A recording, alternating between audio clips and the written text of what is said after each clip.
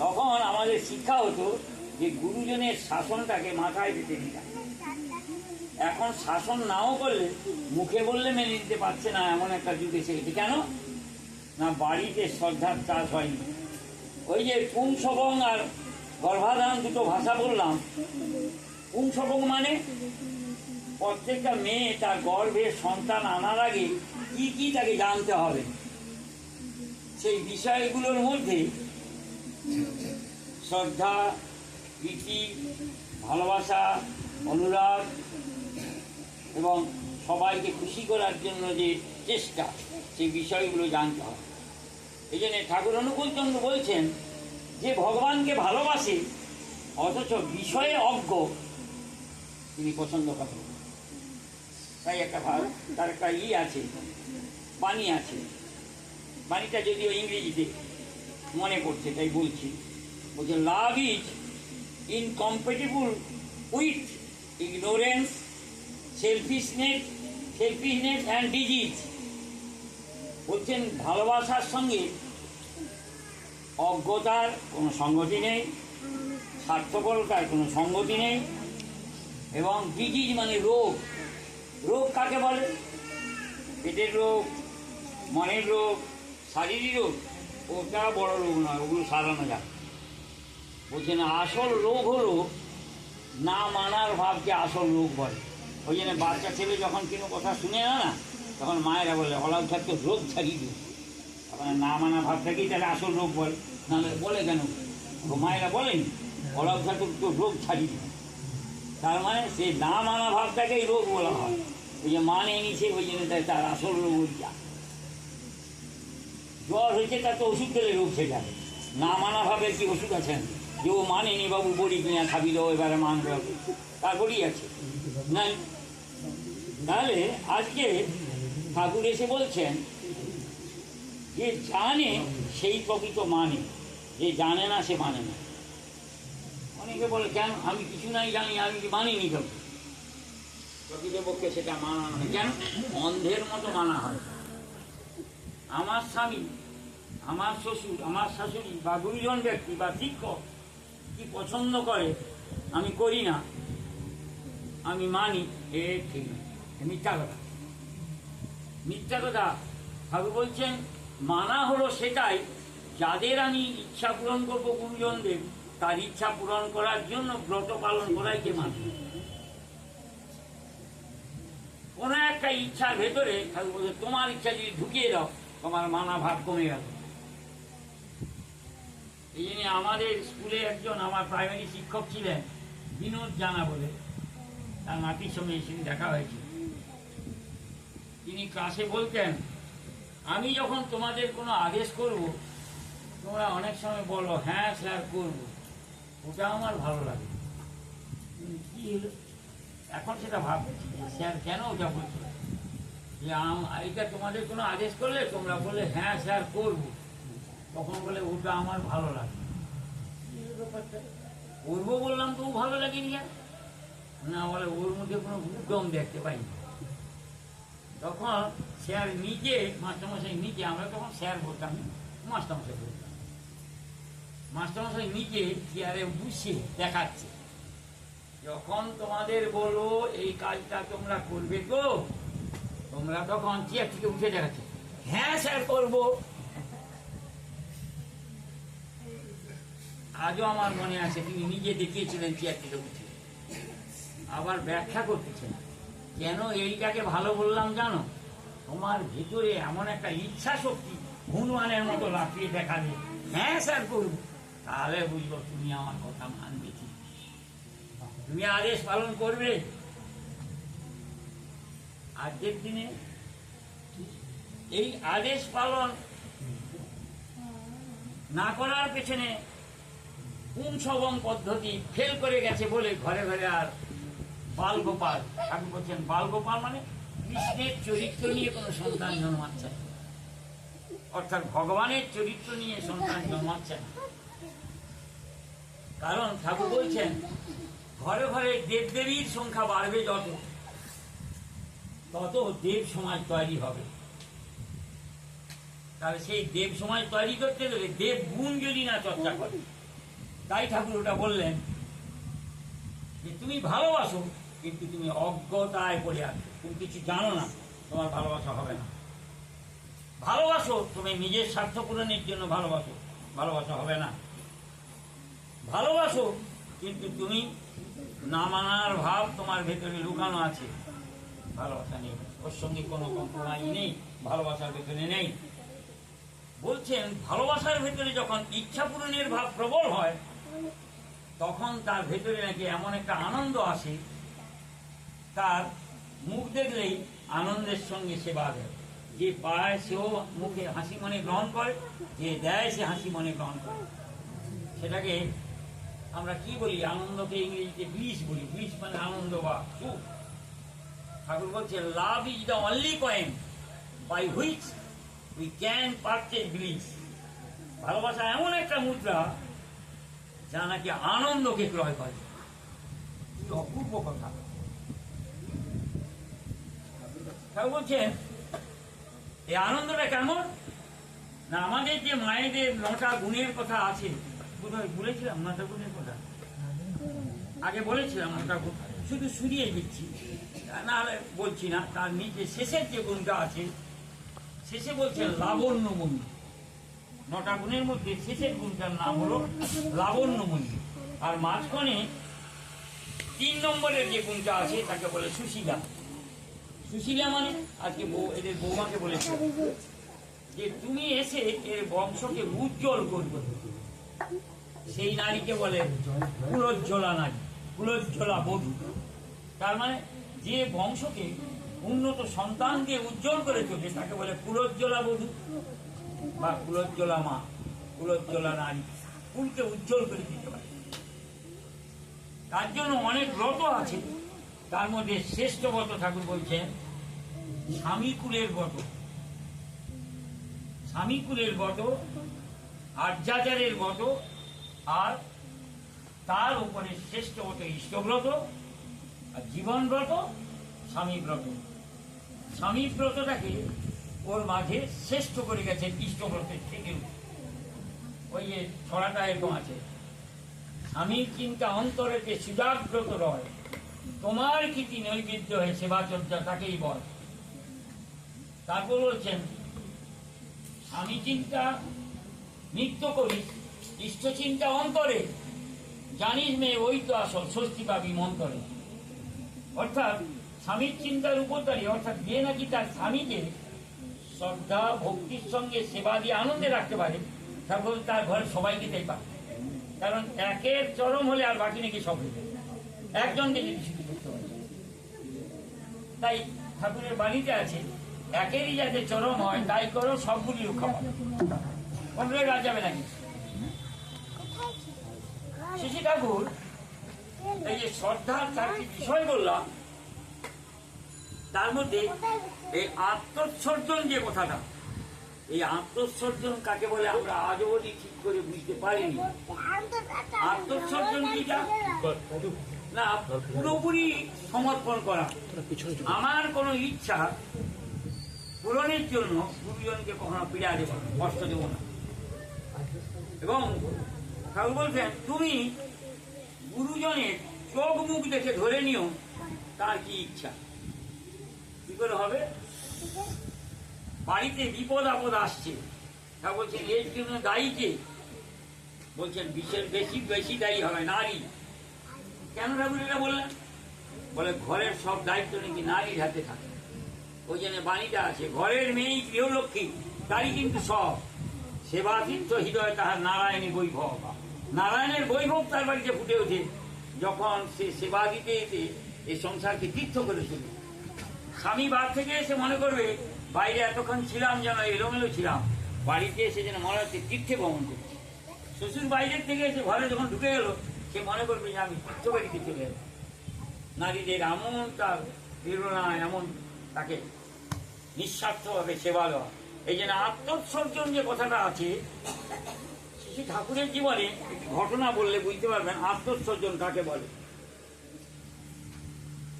উপেন মোদক বলে, মোদক নাকি পদবীটা ভুলে যাচ্ছি, উপেন নামটা মনে আছে, উপেন।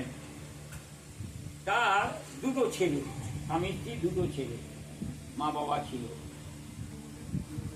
তার দুটো ছেলে যখন ওই একটা 5-এ আর একটা 7-এ পড়ে, দুটো ছেলে আর কি, একটা 5-এ পড়ে, একটা 7-এ পড়ে।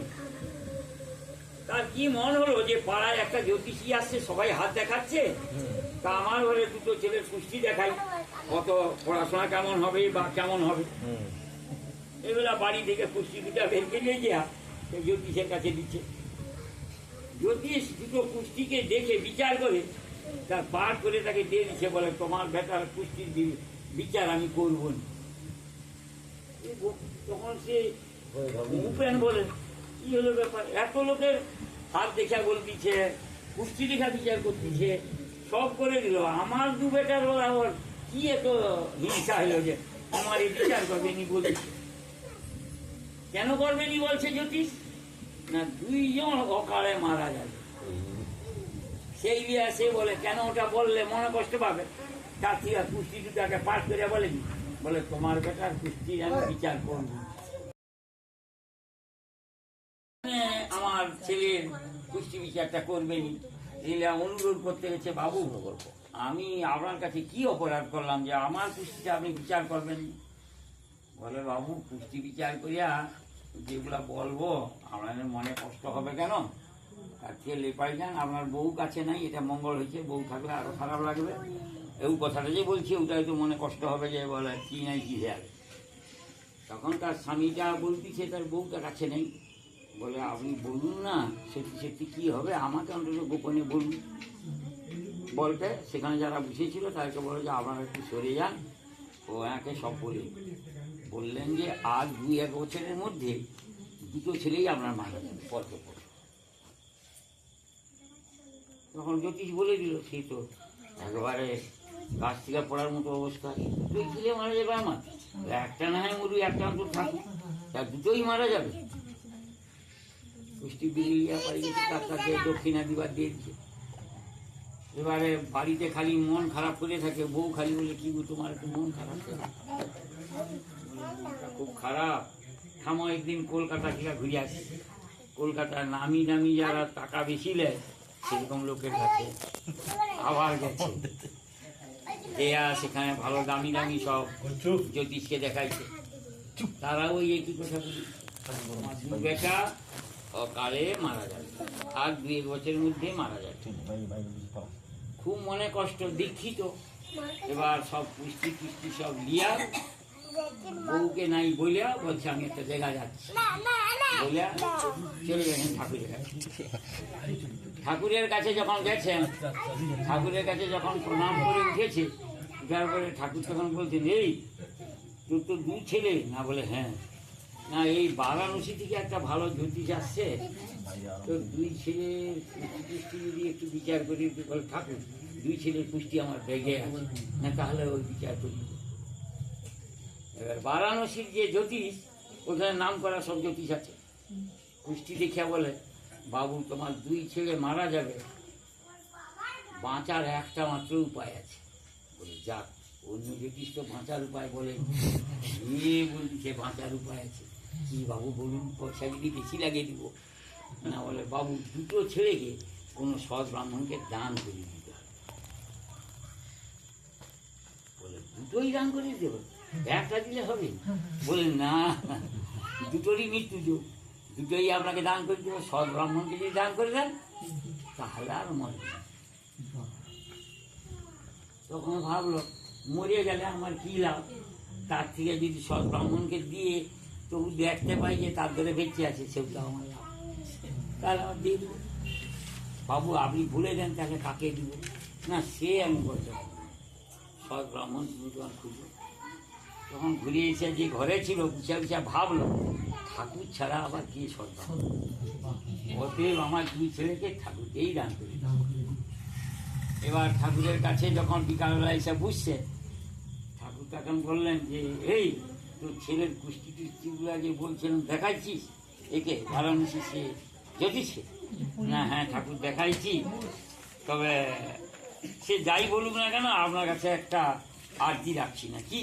না আমার 2 ছেলেকে আপনাকে দান করবো।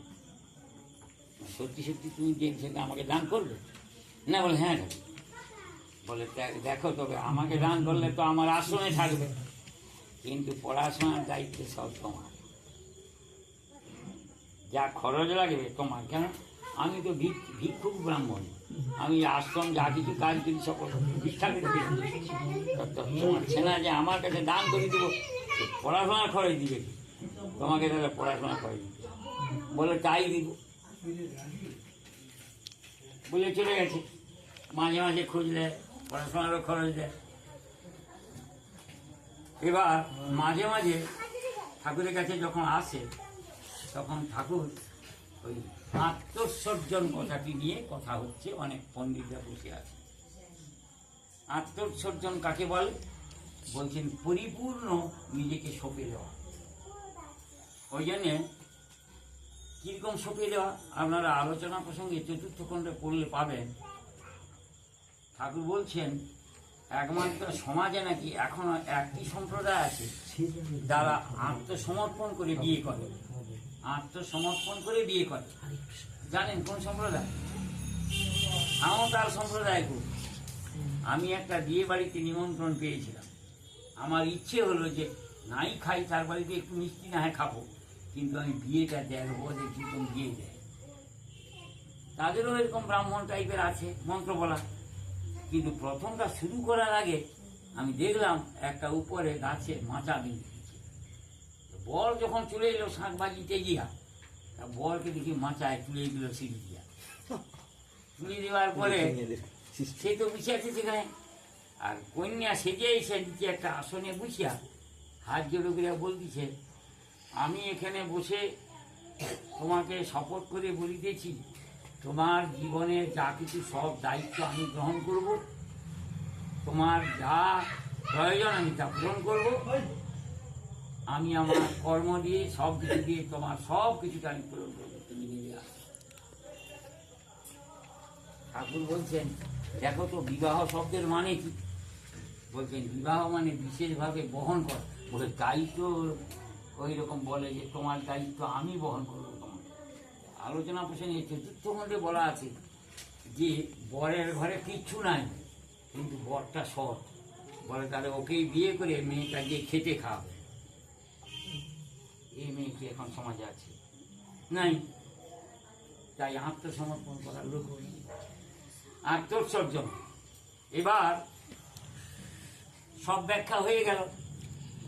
হওয়ার পরে শুনেও ওর মানে মনে একটা কোনো প্রকাশ পেল নি যে ঠাকুরকে আমি কি বলবো। ও চলে গেল। 2 বছরের মধ্যে বড় ছেলে মারা গেল। বড় ছেলে মারা গেল, লোকজন নিয়ে আসছে ঠাকুরকে অপমান করলো। দান করছে তবু মারা গেল। হ্যাঁ, দান করছে তবু মারা গেল। এবার লোকজন ডেকে নিয়ে আসছে ঠাকুরকে অপমান করে। আপনি সৎ ব্রাহ্মণ, আপনাকে আমার ছেলে দান করলাম, আমার ছেলে মারা গেল কেন আপনাকে বলতেই হবে। আজ থেকে আমরা সব ঠাকুর ছাড়ব। আপনি সৎ ব্রাহ্মণ, আপনাকে ছেলে দান করা সত্ত্বেও আমার ছেলে মরল কেন? ঠাকুর তো ভোলার মতো চুপচাপ বসে আছেন। হঠাৎ করে যখন খুব দাবি করছে, তার সঙ্গে যারা আছে তারাও দাবি করছে, সকলের দিকে তাকিয়ে বলছি ওকে জিজ্ঞেস করো, ও ছেলেটা যে ওর উপরে বলছে, তাহলে প্রকৃত আত্মসর্জন যাকে বলে, প্রকৃত দান বলে, ওকে আমাকে দান করেছে। ও তো বরাবর বলছে আমার ছেলে মূল্য। তাহলে তাই তো আমি একদিন আত্মসর্জন কাকে বলে এত ব্যাখ্যা করলাম, ও বুঝলো না, চলে গেল। তাই তো আজকে এসে বলছে আমার ছেলে মারা গেল। তার মানে ও যে আমাকে সন্তান দান করেনি, ধরা পড়ে গেল। ও সন্তান দান করেনি। আত্মসর্জন কাকে বলে? বলছেন পুরোপুরি গুরুজনের কাছে আমি সবটা সঁপে দিলাম, যাহা বলিবে তাহা শুনিব। তার উদাহরণে কিছুদিন আগে কার বাড়িতে বললাম, তারক জানার বাড়ি, যে যখন হরিশ্চন্দ্র ব্রাহ্মণকে সব দান করছেন, শৈব্যা দাঁড়িয়ে দাঁড়িয়ে দেখছে। যেমন তোরা নিবেদন আত্মসর্জন কাকে বলে, সব দান হয়ে গেল। এবার ব্রাহ্মণ বলছে, ও হরিশ্চন্দ্র, তুমি যে আমাকে এত সব দান করলে, এইবারে শেষে তোমাকে দক্ষিণা দিতে হবে। বলে দক্ষিণা? ওই যে কোষাগারে, হ্যাঁ ওটাও আমি নিয়ে নিচ্ছি, আর দান হয়ে গেছে। এবার তোমাকে দক্ষিণা দিতে হবে। ঠাকুর অনুকূল চন্দ্র বলছেন, কেমন তোর আত্মসর্জন নিবেদন কাকে বলে? পুরোপুরি 16 আনা। স্ত্রী বলছে, তোমার দক্ষিণা আমি খেতে জোগাড় করে এনে দেবো, সময় চেয়ে নাও। আমি অপরের বাড়িতে কাজ করে পয়সা এনে আপনাকে দক্ষিণা দিয়ে দেবো। সব দিয়ে দিয়েছে। তাহলে তার স্ত্রী তবু দাঁড়িয়ে বলছে, স্বামীর ইচ্ছা পূরণের জন্য সে বলছে, খেতে এনে তোমার পয়সা দিয়ে দেবো। ঠাকুর বলছে, আমি চাই না এমন করে কোনো পুরুষ তার সবটা দিয়ে দিই, আমি চাই না এমন করে ত্যাগ করুক, আমি চাই না। কিন্তু নারী কতখানি আত্মোৎসর্জন তার স্বামীর উপরে করেছে, এই সব যাওয়া সত্ত্বেও তার কোনো রাগ দুঃখ বলে হলো না। বলছেন, এই হলো আত্মোৎসর্জন। বলার পরেই সঙ্গে সঙ্গে বলছেন, তাই আপনি যে পুরোপুরি সন্তান আমাকে দান করেননি, যদি করতেন তাহলে আমার ছেলে যদি হয়, আমার ছেলেকে আমি কোথায় রাখবো না রাখবো সেটা আমার দায়িত্ব। আপনার ছেলে বলে তো দাবি করতে পারেন না। আপনাকে আমি আদেশ করেছি এদের পড়ার জন্য পয়সা দিতে। আজকে আপনি এসে দেখছি পড়ার দায়িত্ব যেমন নিয়েছিলেন, তার সঙ্গে আপনার ছেলে বলে দাবি করছেন, মানে আমাকে দেননি বলেই আজকে আপনার বড় সন্তান চলে গেল। তখন হাত জোড় করে বলছেন, ঠাকুর সত্যি তো, আমি এতক্ষণ শুধু বলে যাচ্ছি আমার ছেলে মরলো কেন, আমার ছেলে মরলো কেন। ঠাকুর, আমি ভুল বুঝতে পেরেছি, আর কখনো বলবো না। সঙ্গে সঙ্গে ঠাকুর বলছেন, এবার তোমার ছোট ছেলে বহুদিনের আয়ু পেয়ে গেল, তোমার ছেলের আর মৃত্যু হবে না। এই দেখুন কি বললেন, 16 যখন আত্মসমর্পণ করছে তখন বলছে, তোমার ছেলে আর মরবে না, দীর্ঘদিনের আয়ু পেয়ে গেল। এইমাত্র তুমি আত্মোৎসর্জন করলে। তাহলে শ্রদ্ধার ভেতরে লাস্টের যে শব্দটি আছে আত্মোৎসর্জন, কটা নারী কটা ছেলে তার বাবা মার কাছে আত্মসমর্পণ করেছে, কটা নারী তার স্বামীর কাছে শ্বশুর শাশুড়ির কাছে আত্মসমর্পণ করেনি বলেই আর যে শ্রদ্ধা শব্দটা আছে, কিন্তু শ্রদ্ধার ব্যবহার নাই বলে কিন্তু ঘরে ঘরে দেব সন্তানের অভাব দেখা দিয়েছে, পাওয়া যাচ্ছে না। ঠাকুর তাই শ্রদ্ধার উপর খুব গুরুত্ব দিয়েছিলেন। এত গুরুত্ব দিয়েছিলেন যে ওই যে কেষ্টদার স্ত্রী এত শ্রদ্ধা, আমি আমার ঋত্বিক দেবতার কাছে শুনেছি, বলছেন তরকারি নাড়ছে, আমরা চোখে দেখছি তরকারি নাড়ছে, বাইরে এসে স্বামী বলছেন, ও সুধা, যেই বলেছে অমনি কড়ার আগে না দিয়ে চলে এসছে। একটু লেগে যে একটু জল দিতে হবে, তারপর তবে তো শেষ হবে। তারপর বলতে তো আমরা কি করি ঘরে, আমাদের মায়েরা কি করে, বলে একটু বসো, এক্ষুনি যাচ্ছি, লালটা সেরে দিতে যাবে, সে কড়াকে নামিয়ে দিয়ে চলে এসছে। বল, তুমি কি করছিলে? না, ওই এটা নাড়ছিলাম, পটল আলুর তরকারি, একটু জল দিতে হবে। তা জলটা দিয়ে তুমি আসতে পারতে, তুমি যে ডাকলে ডাকটা তোমার, তুমি যে বললে ও সুধা তুমি কোথায়, তুমি যে ডাকলে মানে কি তুমি আমাকে চাচ্ছ তো, তাহলে চাচ্ছ মানে এক্ষুনি চাচ্ছ, তাহলে আমি ওটা জল ঢালতে যদি লেট হয়ে যায়, তোমার যদি কোনো প্রকারে ক্ষতি হয় বা রাগ হয় বা কিছু মনে জাগে, তাহলে তো আমারই ক্ষতি। তাই আমি আমার তরকারিকে গুরুত্ব দিয়েছি তোমার কথা। তা এই আমার রীতি বলেছিলেন, কতখানি তার টান হলে তরকারি করা নামিয়ে চলে এসছে। তার মানে আদেশ পালনের জন্য কত উন্মুখ। এইটা হলো শ্রদ্ধার একটা পরম পরাকাষ্ঠা আপনাদের কাছে তুলে ধরলাম। ঠাকুর কিন্তু ওই জন্যে কুষ্টিয়ার উৎসবের কথাটা এনাদের সামনে বলেছেন, সবাইকে শুনিয়ে রাখি যে কুষ্টিয়ার উৎসবে হাজার হাজার লোক প্রণাম করতে আসবে কি করে, সবাই চিন্তায় পড়ে গেল। ঠাকুরের কাছে তো ঘামিয়ে যাবেন, ঠাকুর ঘেরার মধ্যে পড়ে যাবে। ঠাকুর দুশ্চিন্তা সকলের দূর করে দিলেন। মঞ্চে উঠে পড়ে ঠাকুর সবাইকে হাত জোড় করে হাঁটু গেড়ে প্রণাম করলেন। সবাই আপনারা আমার প্রণাম গ্রহণ করুন বলে ঠাকুর নিজে প্রণাম করলেন। তখন যেখানে যারা যা ছিল সেখানেই তারা হাঁটুতে গরম করছে মাটি। কত সমাধান দিচ্ছেন, কেমন করে শ্রদ্ধা দেখালেন। তিনি নিজে প্রণাম করে দিলেন, সবাই যেখানে যা ছিল প্রণাম করলেন, আর ঠাকুরের কাছে ফিরে। এই যে তার শেখাবার যে কৌশল, শ্রদ্ধা শেখাবার কৌশল কত সুন্দর। কাশি বোঝার জন্য করেননি, এটা তিনি মনে প্রাণে এটা করেছিলেন। যাই হোক, এই জন্যে আজকের দিনে এই চাষটা খুব করা দরকার। তাহলে কি হবে না, এই যে পুংসবং পদ্ধতি, যেটা পুংসবং পদ্ধতি মানে ভালো সন্তান আনতে গেলে কি কি নিয়ম জানা দরকার। আজকের দিনে ভালো সন্তান আনার নিয়ম জানার জন্য যে নিয়মগুলো সেগুলোকে বলা হচ্ছে ব্রহ্মচর্য, গার্হস্থ্য, বানপ্রস্থ, সন্ন্যাস। তাহলে মেয়েদের ব্রহ্মচর্য কালে যে নিয়মগুলো ছিল তার মধ্যে 7টি বিষয় ছিল প্রধান: cooking, washing, nourishing, servicing, first aid, তারপর food science and husband selection. এইটা হলো নারীদের ব্রহ্মচর্যের প্রথম 7টি বিষয়। আমি সব ব্যাখ্যা করতে যাচ্ছি না, এখন ধরিয়ে দিচ্ছি। বিবাহের পরে গার্হস্থ্য জীবনের যে শিক্ষা সেটা হলো পুংসবং পদ্ধতি, গর্ভাধান, অবলোভন, নামকরণ, চূড়াকরণ, সাধভক্ষণ, নামকরণ, উপনয়ন, সব শিক্ষা এগুলো কমন ছিল। কিছু কিছু কমন আছে, ছেলেরাও শিখবে, মেয়েরাও জানবে। এই না জানার ফলে কি হয়েছে না, মামুলি একটা প্রণাম করতে হয় করে যাচ্ছে। এই প্রণামের দাম নেই, ঠাকুর পছন্দ করেন না। তুমি ভালোবাসো, শ্রদ্ধা করো, কিন্তু তুমি কিছু জানছো না। আজকে দিনে ভগবান যেচে বলেছে গো, কি বলেছে যেচে? বলছে তুমি যদি ভগবানকে মানতে চাও তাহলে ভগবানের সব জানো। কি বললেন? ভগবানকে জানা মানে সমস্তটাকে বুঝা বা জানা। আগো বুঝা জানা কাকে বলে? এই যে এতক্ষণ বলতেছি বুঝা হয়ে যাচ্ছে। জানা কাকে বলে? ওইটা প্র্যাকটিক্যাল করতে হবে, তার ফল পেতে হবে, ওইটা জানা। না হলে জানা হলো না, এটা বুঝা হলো। উনি এইগুলো বলছেন আমাদের, হ্যাঁ বুঝতে পারছি। আমার শিক্ষক যখন ক্লাসে কোনো একটা বলে বুঝায় তখন কি বলে? হ্যাঁ স্যার বুঝতে পারছি, বুঝা হয়নি। কিন্তু শিক্ষক জানে বুঝা হলে কি হবে, জানা হয়নি। কেন না, দুটো অঙ্ক আবার দিবে, করিয়ে দেখাবে, তারপরে নাম্বার দিয়ে বলে হ্যাঁ এবারে তোমার জানা হয়নি। আর না হলে বুঝা আর জানা কিন্তু এক নয়।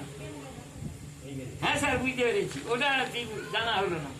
জানা হবে উদাহরণ শুধু যখন একটা দেবে, সেটা করে এনে দেখাবে, সেটা রাইট হবে, তখন সেটা জানা। এত সূক্ষ্মভাবে আমরা কিন্তু কখনো বিচার করে দেখি যে বুঝাও আর শোনা দিকে আলাদা। এখন ঠাকুরের কাছে ইচ্ছে আমরা সূক্ষ্মভাবে বিচার করে পাচ্ছি। সেই জন্য ঠাকুর বলছেন নিষ্ঠাযুক্ত ধর্মনিবেশ পালন করে যারা চলতে চায় তারাই তো সাধু, সৎ সন্ন্যাসী। কি বললেন? তারাই তো সাধু, সৎ সন্ন্যাসী, আচরণে সিদ্ধ হয়। তারা আচরণে সিদ্ধ হয়ে যাবে, আচরণে কোনো ভুল হবে না, আর রাইট হয়ে যাবে। কি বললেন? নিষ্ঠাযুক্ত ধর্মনিবেশ। ধর্মনিবেশ মানে ঈশ্বরের নির্দেশকে ধর্মের মুক্ত প্রতীক তিনি।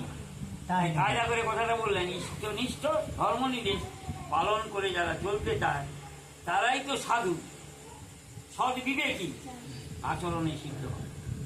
তারা সৎ বিবেকী এবং তারাই সাধু, তারা আচরণে সিদ্ধ হয়ে যাবে, পাকা হয়ে যাবে, আর তাদের ভুল হবে না। কিন্তু একটা সমস্যা থেকে যায় কি জানি, আমরা যেখান থেকে জন্মেছি, আমার মা বাবা থেকে আজ আমি জন্মেছি, সেটা আমার মধ্যে আছে। তাহলে সেটার থেকে আমি আবার এক্সপেনশন হবে কি করে? কারণ বাঁচতে গেলে 4টি বিষয় লাগে: will to live, will to experience, will to enjoyment, will to extension. আর লাস্টের কথাটা কি আছে? Will to extension. আমার যা ছিল তার এক্সটেনশন করতে পারলাম, ওটা বাড়াতে পারলাম কিনা, আমি বিস্তারভাবে যেতে পারলাম কিনা। কি করে হবে? ঠাকুর একটা ছড়া শোনাচ্ছি। যে ওজোতে জন্ম তোমার প্রকৃতিতে থাকেই থাকে।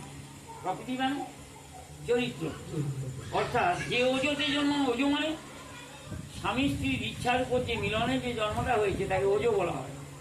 যে ওজোতে জন্ম তোমার প্রকৃতিতে তা থাকেই থাকে, অর্থাৎ তোমার চরিত্রে তা থাকেই থাকে। এবারে কি বলছেন দ্বিতীয় লাইনে? নিষ্ঠা, চেষ্টা, যত্ন, তপে শুভর পথে বাড়াও তাতে। এক্সটেনশন হবে। নিষ্ঠা, চেষ্টা, যত্ন, তপে মানে তপস্যার দ্বারা। তাহলে নিষ্ঠা চাই। নিষ্ঠা মানে তার আদেশ পালনের জন্য নিয়ত চেষ্টা করা। নিষ্ঠা, চেষ্টা, আর কি বললেন? যত্ন সহকারী। তার মধ্যে ত্রুটি রাখলে হবে না। যত্ন আর তপে বাড়াও তাকে শুভের পথে। আবার ছড়াটা বলছি।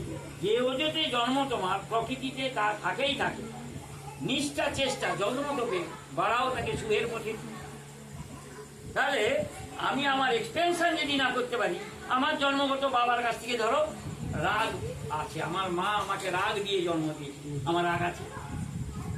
আমার মা আমাকে লোকের সঙ্গে তর্ক করতে হয় এরকম ভাব দিয়ে আমাকে জন্ম দিয়েছে, আমার তর্ক ভাব আছে। আমার মা চুরি করার ধার দিয়ে জন্ম দিয়েছে, আমার চুরি করার ধার আছে।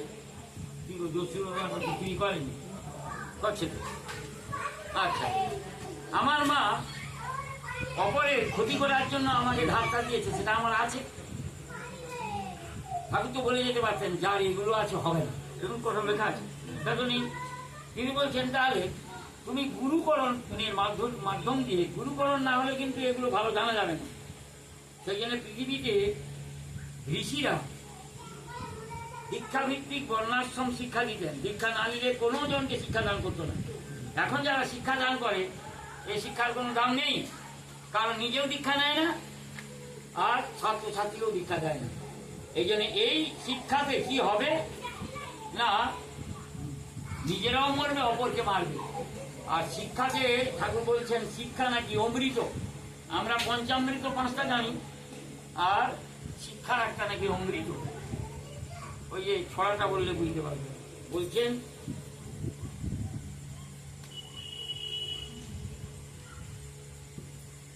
শিক্ষার আদিম লক্ষ্যই হলো অমৃতকে খুঁজে পাওয়া। শিক্ষার আদিম লক্ষ্যই হলো অমৃতকে খুঁজে পাওয়া। ঐশ্বর্য জ্ঞানেতে সব শিক্ষার আদিম লক্ষ্যই হলো অমৃতকে খুঁজে পাওয়া।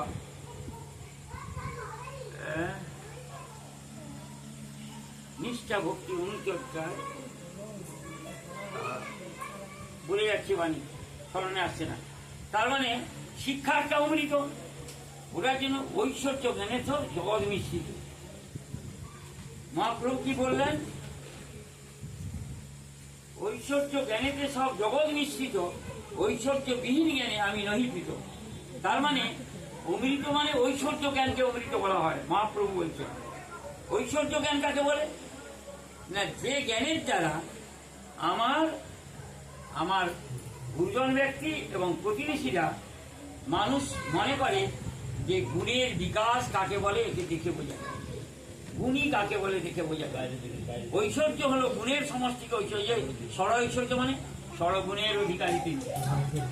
আমরা ষড়গুণের আংশিক কিছু কিছু নিতে পারি, সবটা নিতে পারি। ঐশ্বর্য জ্ঞান বিভবাদী ওই পথে। এবার মনে হয়ে গেছে, বলছেন বিদ্যার আদিম লক্ষ্যই হলো অমৃতকে খুঁজে পাওয়া, ঐশ্বর্য জ্ঞান বিভবাদী ওই পথেতে খুঁজিয়ে নেওয়া। এবার মনে হয়ে গেছে, দারুণ বাণী। কিন্তু কি বললেন? বিদ্যার আদিম লক্ষ্যই হলো অমৃতকে খুঁজে পাওয়া, ঐশ্বর্য জ্ঞান বিভবাদী ওই পথেতে কুড়িয়ে নেওয়া। কাজে ঐশ্বর্য জ্ঞান বিভবাদী যদি না আমি কুড়িয়ে নিতে পারি, তাহলে আমার বিদ্যার কোনো দাম নেই। তাই আজকে দেশে বিদ্যান ব্যক্তিরাই গরিত কর্ম করছে বেশি। কেন? গুরুকরণ হয়নি, ইষ্ট গ্রহণ করে না। পৃথিবীতে যত দেবদেবী দেখছেন এরা কিন্তু ঈশ্বরের সন্তান, এদেরকে অনুসরণ করার কথা বলেননি, এদেরকে অনুসরণ কথা বলেননি। কাকে অনুসরণ করতে হবে? একমাত্র সৃষ্টিকর্তা, তিনি সবাইকে সৃষ্টি করেছেন, তাকে অনুসরণ করতে হবে। আমাকে ফলো করলে ঠকে যাবে। কেন? আমার তো ভুল থাকতে পারে, আমি তার কথাগুলো শোনাচ্ছি মাত্র। কেন না, আমারও জানা দরকার, আপনাদের জানা দরকার। একমাত্র তাকেই অনুসরণ করতে হবে। কেন? তিনি হলেন সর্বশিক্ষার মালিক, তিনি বিশ্ব দুনিয়ার মালিক, তাকেই অনুসরণ করতে হবে। সেই জন্য শাস্ত্রে আছে, ঈশ্বর পুরুষ যখন নাকি পৃথিবীতে আসেন, ইন্ডিকেট করে come to me and follow me, অর্থাৎ আমার কাছে এসো, আমাকে ফলো, অনুসরণ করো। আর কাউকে বলেননি তুমি ঋত্বিককে ফলো করতে, বলেননি ঋত্বিককে সঙ্গ করো। কেন? ঋত্বিক আমার কথা বহন করে তোমাদের বাড়িতে পৌঁছাবে, ওই বাণী কিন্তু আমার, তাই আমাকে অনুসরণ করো। কায়দা করে বলছেন, মামেকম শরণম করেছে। কেন বললেন? কিন্তু বলতে পারতেন যে ঋত্বিক তোমার বাড়িতে বাণী নিয়ে গেছে, তাহলে বাণী যে শোনাইছে ওকেই তুমি গুরু রূপে মানো। না, গুরু তিনি, কিন্তু আমাদের সঙ্গ না করলে তো জানা যাবে না, কারণ তার বাণী তো আমরাই প্রচার করি। আমাদেরকে তাই কি বলা হয়? মেসেঞ্জার অফ দ্য লর্ড, ঈশ্বরের বার্তা বহনকারী। গুরু হতে পারি না। তাই গুরু গ্রহণ যাদের হয়নি ঠাকুর বলছেন তাদের জীবন পেট জীবনের স্বামী, পেট মানে নিম্নগামী চিন্তায় চলে যাবে। তারা সবাইকে ঠিক ঠিক নাস্তা দিতে পারবে না, সেবা দিতে পারবে না, বাড়িতে ফার্স্ট এড কাকে বলে প্রাথমিক চিকিৎসা সম্বন্ধে জ্ঞান হবে না। আজকে কোনো নারী প্রাথমিক চিকিৎসা শেখে না। ঠাকুরের কত ইচ্ছা ছিল ঘরে ঘরে নারীরা চিকিৎসা শিখুক, পুরুষকে দায়িত্ব দিল না। কেন দিল না? বলছেন একটা সংসারে নারীরাই হচ্ছে পুরুষের ডাক্তার, তার পুরুষায়ন সম্বন্ধে জানবে, ফার্স্ট এড প্রাথমিক চিকিৎসা সম্বন্ধে জানবে, কখন কি রান্না করবে খাওয়াবে। কারণ একটা নারীর উপর নির্ভর করে তার হোল সংসারে তাদের জীবন কেমনভাবে অতিবাহিত হবে। তার সব থেকে সেরা বিষয় হলো মানুষকে আনন্দ কতখানি দান করতে পারে। ওই জন্যে ঠাকুর বলছেন আনন্দ ভাব নিয়ে, সুখসন্দিগ্ধ ভাব নিয়ে রান্না করতে হয়, অন্নদান করতে হয়। ভগবানের সত্য, তত্ত্ব এবং তাহাত্ম্য বুঝতে গেলে কি লাগে ঠাকুরের বাণী বলছি, আমার ঠিক মনে থাকে না। বলছেন সুখসন্দিগ্ধ, সুখসন্দিগ্ধ সুখ দুঃখে মিলন বিরহে অদম্য আবেগময়ী চলন ভগবানের সত্য তত্ত্ব তাহাত্ম্য বুঝতে পারে। এই কথাটি যে বললেন, কি বললেন? সুখ দুঃখ সন্দিগ্ধ, হ্যাঁ, সুখ দুঃখ সন্দিগ্ধ মিলন বিরহে আবেগময়ী উদ্যম চলন ভগবানের সত্য তত্ত্ব তাহাত্ম্য বুঝতে পারে। কি অপূর্ব কথা! তাহলে কিন্তু বুঝতে পারে এই একটা আবেগ থাকা চাই। আর সুখ দুঃখের মিলন, আমি সুখটাও মেনে নেব, দুঃখটাও মেনে নেব। আঘাত দিলেও যেন সয়ে নিতে পারি, আবার আনন্দ দিলেও যেন সেটা গ্রহণ করতে পারি। সবটা সুখ দুঃখের মিলন বিরহ, ঠাকুরের ভাষা গো, সুখ দুঃখের মিলন বিরহ। কি সুন্দর কথা! কাঁদছি সেটাও যেন সুখ বনে, দুঃখ অনুভব করছি সেটাও সুখ, আবার সুখ আসছে সেটাও সুখ। কিন্তু এই সুখ দুঃখ শান্তি আনন্দ কি করে পাওয়া যাবে গো? গীতাতে সুন্দর করে বলা আছে যে সাধনবিহীন জনে শান্তি আশা করা বৃথা। যারা সাধনা করে না শান্তি আশা করা বৃথা। ধ্যানবিহীন জনে সুখ আছে কোথায়? কি বললেন? সাধনবিহীন জনে শান্তি আশা করা বৃথা। যারা সাধনা করে না, সাধনা করবে কি করে? গুরুকরণ না থাকলে সাধনা হবে না তো। সাধনবিহীন জনে শান্তি আশা করা বৃথা, ধ্যানবিহীন জনে সুখ আছে কোথায়? দুটোই হারিয়ে ফেলি। তাই আজকে ঘরে ঘরে অশান্তি, বাইরে গিয়ে ঝান্ডা নিয়ে বলছে এক হয় এক হয়। আমি অনেক দাদাকে বলি যে বাইরেতে এক হয় এক করতে, ঘরে তো কেউ এক হতে পারে। এক মানে বাবা মা স্ত্রী পুত্র সবাই এক মনোভাব দিয়ে চলবে, তবে তো ওখানে এক হবে। ওখানে এক হলো নি, সালা বাইরে ঝান্ডা নিয়ে বলছে এক হয় এক, কী করে হবে গো? হ্যাঁ, ওখানে আগে এক করুন, ঘরে ঘরে এক হয়। কী করে? এক মনোভাব, এক চিন্তা, এক মনন, সে করে হবে।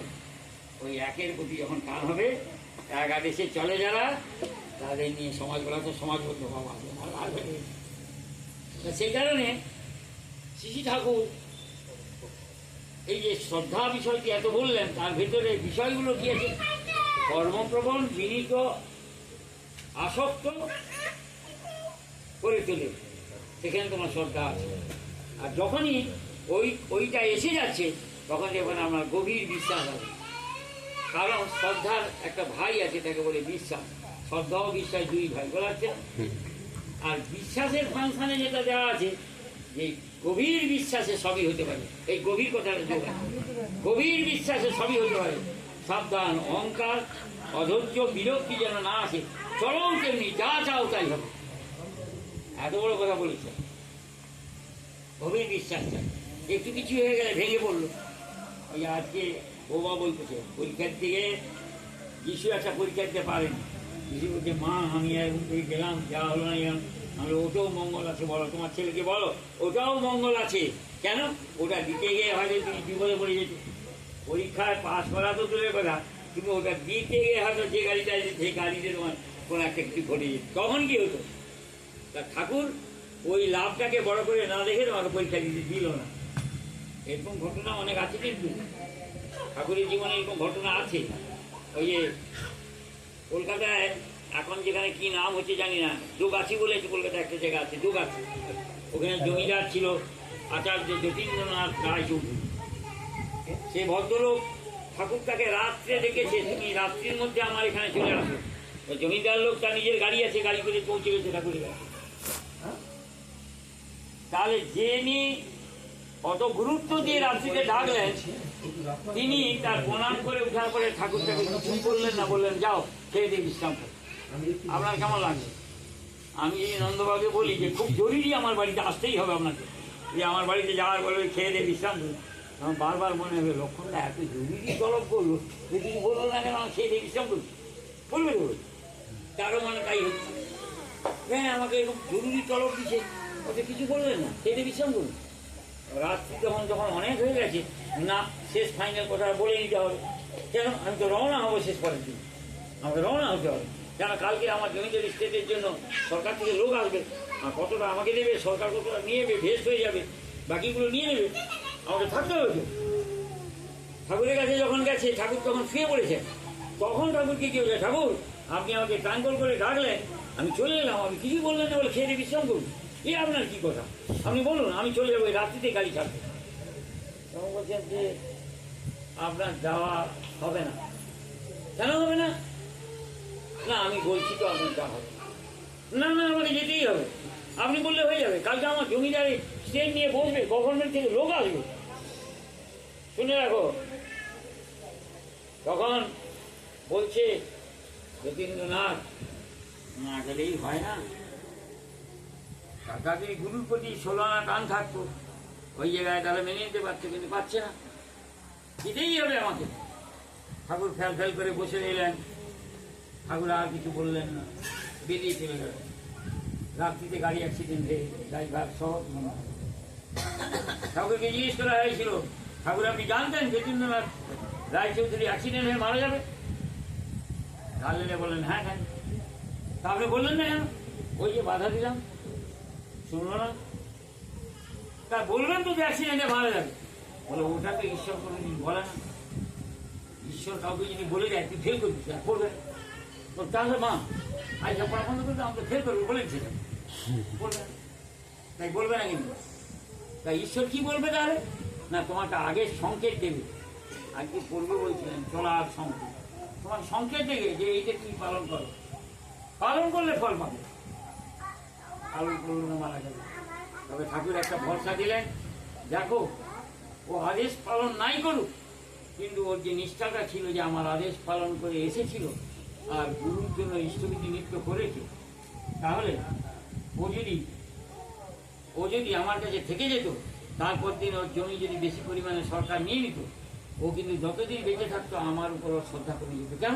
ও বরাবর বলতো আমাকে না যেতে দিয়ে অতগুলো জমি নিয়ে নিত, বরাবর আমার উপর দোষ থাকতো। কিন্তু এই দোষ করার আগেই চলে গেল, কারণ ও যে নিষ্ঠাটা ছিল ওইটাই ওর থাকবে, ও আর দোষ নেই। তাই দোষমুক্ত জীবন যে কত পবিত্র সেটা তিনি বুঝিয়ে দিলেন। তাই আমাদের ঘরে ঘরে প্রত্যেকের মধ্যে শ্রদ্ধা বাড়ুক, অনুচর্যা বাড়ুক, সৎসংকল্প বাড়ুক, আত্মবিশ্বাস বেড়ে উঠুক, পরিবার পরিজন সবাই আমরা সবাই পবিত্র হয়ে উঠি, তার কাছে আমরা আনন্দকে ক্রয় করি, সত্যিকার ভালোবাসা দিয়ে। সকলের মঙ্গল হোক, দীর্ঘায়ু সুস্থ সকল কামনা করে কথা শেষ করলাম।